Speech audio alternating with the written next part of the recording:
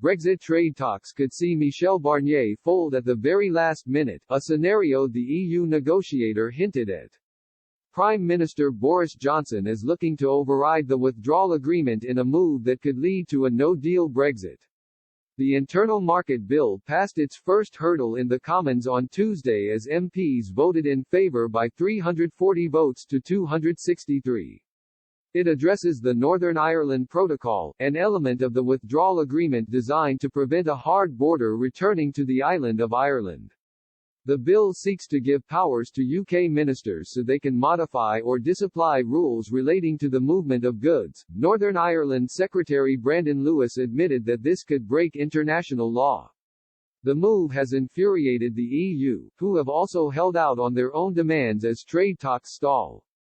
Brussels has demanded access to UK fishing waters, threatening to deny London access to European markets if the request isn't met. Both the UK and the EU have refused to budge on their demands, but Mr. Barnier confessed that Brussels could grant concessions late on in negotiations.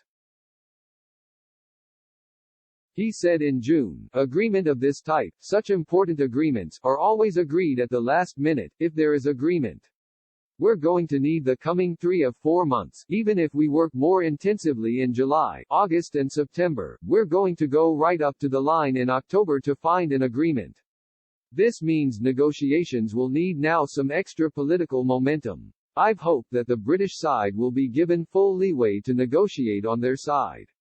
We have very strong positions on both sides. The EU wants the status quo. The UK wants to change everything.